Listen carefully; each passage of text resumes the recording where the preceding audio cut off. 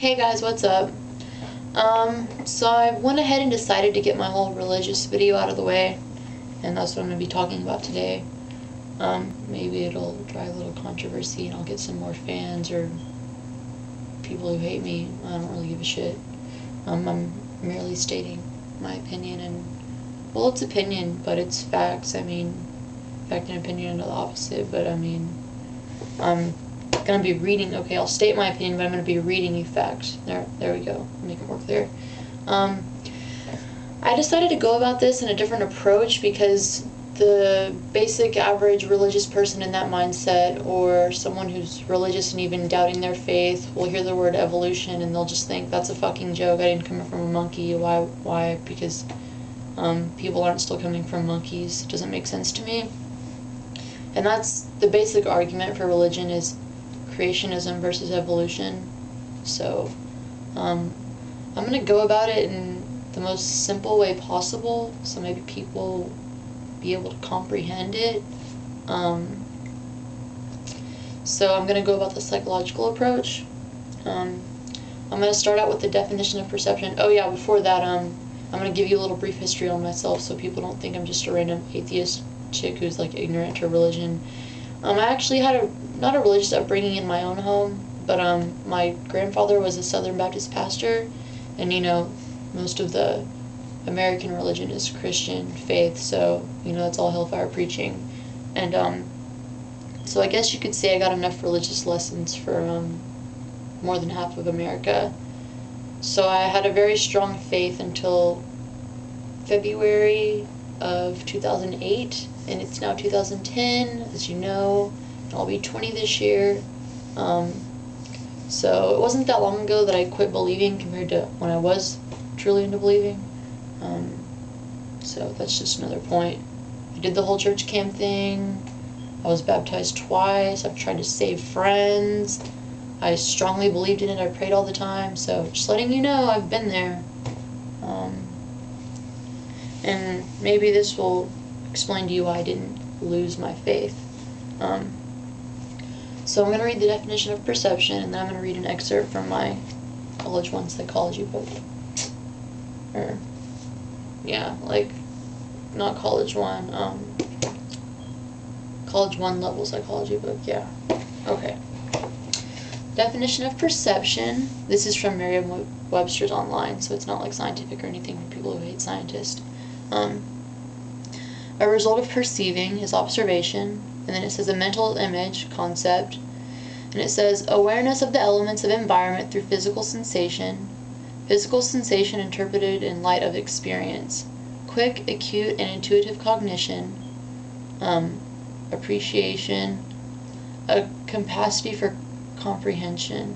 So now you know what perception is. Most people probably did, but that's just putting it, you know, really simply because it's the real definition.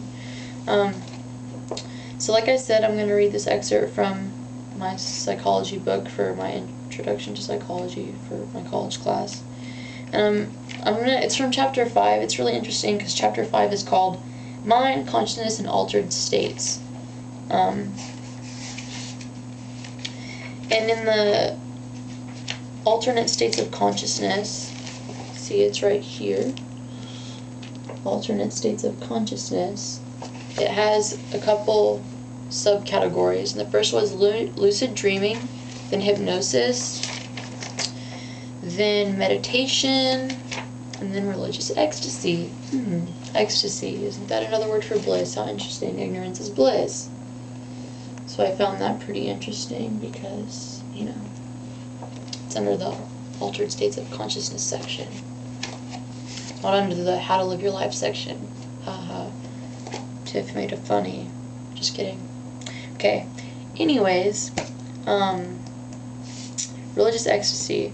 I'm going to read the first paragraph of this, and then I'll put my opinion in. So far the fact was perception, and now the fact is going to be from my book. It says religious ecstasy. Meditation, prayer, fasting, and spiritual communication all contribute to intense religious experiences.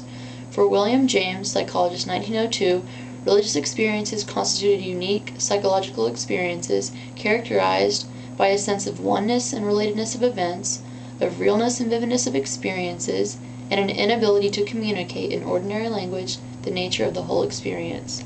This is the most important sentence of this paragraph. This is the last one. So listen up. Okay, it says, for many people, religious experiences are clearly not part of their ordinary consciousness. So what that means is that when you're having a religious experience, in the breakdown of being saved or in prayer and you're all into it and you can feel God, that's not your ordinary consciousness. Your brain is actually altered.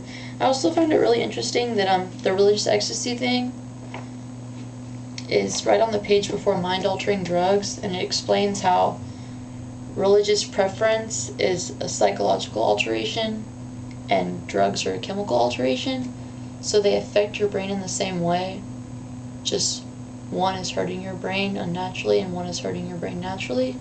Kind of interesting, because one's you doing it with a chemical and one's you telling yourself something, so that's really fucking interesting. But that pretty much means that if your cognitive senses are off, your perception is going to be off. What's the basic thing of perception? A capacity for comprehension. Well, if your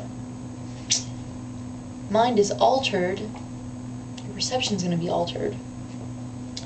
So I found that really interesting. I mean, take this for a perfect example of people who are, their perception and consciousness is altered under a religious state of mind, like suicide bombers.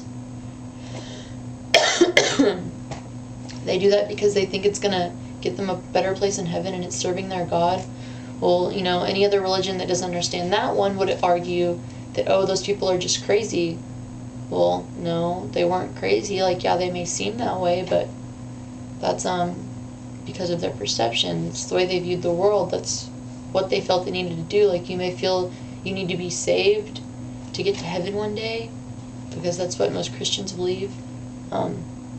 They felt that they needed to, blow up themselves in a building in order to be saved. It's the same concept. It's just their perception is warped a little harsher than ours because their religion is a little bit different. But Allah, people pray to in the Quran, it means God. It's the same thing. So I find that really interesting. I don't know, it's all so weird. I can't even, I can't put this in a more simple way. I do believe in evolution and all those things, but like I said, I wasn't going to go into that because people won't buy that. They'll just think I'm fucking crazy. So maybe since this is really simple and easy for people to understand, they'll become open-minded to it. Another reason I believe this even more and it's so intriguing to me is because when I lost my faith, my brain did a switch. Excuse me. And all of a sudden I didn't need guilt or fear pushing me to do the right thing. It was just common sense. I actually feel like I became a better person afterwards. Because I think when people are more under the pressure of trying to do the right thing, it's easily,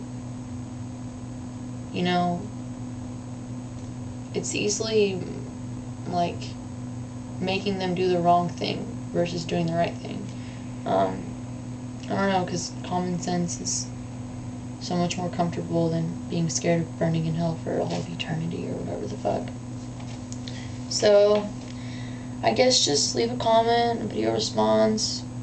Tell me if you love it, you hate it. More people will probably hate it. I don't really give a shit. I've been putting this off for a while. I think it'll be pretty interesting to see what I get back, since I don't have too many fans right now. This will probably make me have less, but I'll get more attention. Bingo. Just kidding. So, just let me know what you think. Good night.